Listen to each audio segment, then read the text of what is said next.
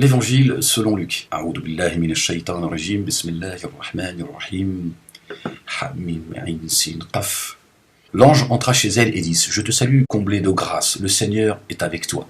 À cette parole, elle fut toute bouleversée, et elle se demandait ce qui pouvait signifier cette salutation. L'ange lui dit alors: Sois sans crainte, Marie, tu as trouvé grâce auprès de Dieu. Voici que tu vas concevoir et enfanter un fils. Tu lui donneras le nom de Jésus. Il sera grand, il sera appelé fils du Très-Haut. Le Seigneur lui donnera le trône de David, son père. Il régnera pour toujours sur la maison de Jacob, et son règne n'aura pas de fin. Marie dit à l'ange: Comment cela va-t-il se faire, puisque je ne connais pas d'homme? L'ange lui répondit: L'Esprit Saint viendra sur toi, et sa puissance du Très-Haut te prendra sous son ombre. C'est pourquoi celui qui va naître sera saint. Il sera appelé fils de Dieu. Or voici que, dans sa vieillesse, Élisabeth, ta parente, a conçu elle aussi un fils, et on est à son 6e mois, alors qu'on l'appelait la femme stérile. Car rien n'est impossible à Dieu. Marie dit alors: Voici la servante du Seigneur, que tout m'advienne selon ta parole. Alors l'ange la quitta. En ces jours-là, Marie se mit en route et se rendit avec empressement vers la région montagneuse, dans une vallée de Judée. Elle entra dans la maison de Zacharie et salua Élisabeth. Or, quand Élisabeth entendit la salutation de Marie, l'enfant tressaillit en elle. Alors Élisabeth fut remplie d'Esprit Saint, et s'écria d'une voix forte: Tu es bénie d'entre toutes tes femmes, et le fruit de tes entrailles est béni. Oh, subhanallah, j'ai des frissons. Heureuse celle qui a cru à l'accomplissement des paroles qui lui furent dites de la part du Seigneur. Marie dit alors: Mon âme exalte le Seigneur, exulte mon esprit dans Dieu, mon Sauveur. Il s'est penché sur son humble servante. Désormais toutes les âmes me diront heureuse. Le Puissant fit pour moi des merveilles. Saint est son nom. Sa miséricorde s'étend d'âge en âge sur ceux qui le craignent. Déployant la force de son bras, il disperse les superbes. Il renverse les puissants de leur trône et élève les humbles. Il comble les bienfaits des affamés, renvoie les riches les mains vides. Il révèle Israël, son serviteur. Il se souvient de son amour et de la promesse faite à son père en faveur d'Abraham et sa descendance à jamais. Maintenant, si vous le permettez, j'aimerais vous lire la sourate 19, Marie. Cite dans le livre Marie lorsqu'elle se retira loin de sa famille dans un endroit à l'est de Jérusalem. Elle se cacha à leurs yeux derrière un écran. Et nous lui envoyâmes alors notre esprit. Jérusalem, c'est marqué entre parenthèses. Qui se présenta à elle sous l'aspect d'un parfait être humain. Elle dit: Je me mets contre toi sous la protection du très miséricordieux, si tu en as quelque crainte. Il dit: Je ne suis qu'un messager de ton Seigneur, ayant pour mission de te donner un garçon pur et béni. Elle dit: Comment puis-je avoir un garçon alors qu'aucun homme ne m'a jamais touché et que je n'ai jamais été une femme de mauvaise mœurs? Il dit: C'est ainsi qu'a dit ton Seigneur. Cela m'est bien facile, et afin que nous en fassions un signe pour les humains, et un effet de notre miséricorde. Et ce fut chose faite. Elle le conçut et se retira avec lui dans un endroit éloigné. Le travail de l'enfantement la fit venir au pied du palmier. Elle dit: Que ne fussé-je morte avant que cela ne fussé-je un objet digne d'oubli et oublié. Il l'appela au-dessus d'elle. Ne t'afflige point, ton Seigneur a placé au-dessus de toi un ruisseau. Agite vers toi le tronc du palmier, il laissera tomber sur toi des dattes bien mûres. Donc à quelle époque les dattes mûres, elles tombent?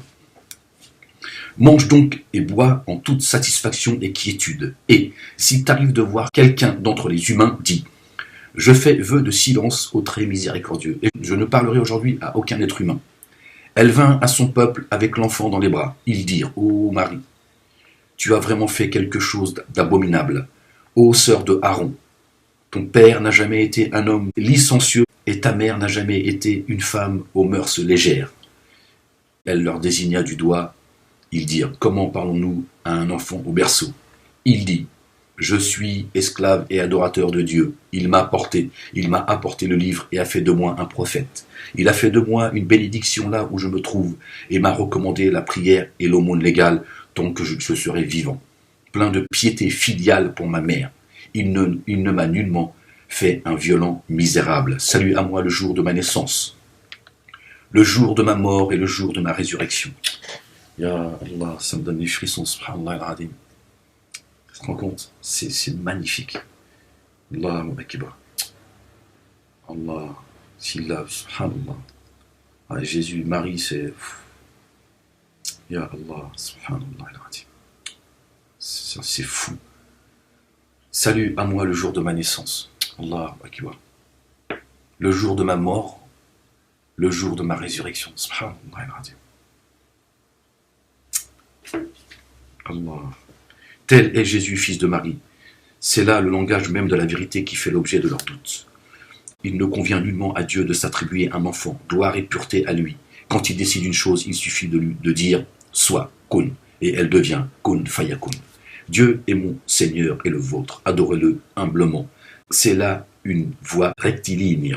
Je voulais vous lire Luc et la sourate 19 pour que vous fassiez la corrélation et pourquoi Dieu nous renvoie à partir du Coran aller lire la vie de certains prophètes et messagers où Dieu n'a pas détaillé toujours leur vie. On les trouve justement soit dans la Torah, soit dans l'Évangile. Marie, celle qu'il a élevée au-dessus des univers.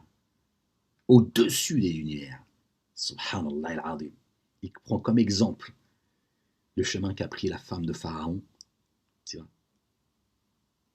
en suivant les pas de Marie. Dieu fit un exemple de ceux qui ont cru en la femme de Pharaon. Allahu Akbar. Quand elle dit « Seigneur, construis-moi auprès de toi une maison au paradis. Sauve-moi de Pharaon et de ses agissements, et sauve-moi de la gente injuste. » Elle est un exemple. Elle était aux côtés d'un puissant, riche, qui gouvernait, tu vois. C'est la femme qui a préservé le Verbe de Dieu. L'homme, il est là pour le porter, la femme pour le préserver. Qu'est-ce qu'elle fait, la femme de Pharaon? Qu'est-ce qu'elle fait? Elle se libère de ce monde. Elle a acheté son bâton, elle a dit « Moi, je veux un palais à tes côtés, Seigneur. Seigneur et maître des mondes. Moi, je veux un palais à tes côtés. Libère-moi de Pharaon, libère-moi de tout ça, de ce monde des injustes. Mets-moi sur les pas de Marie,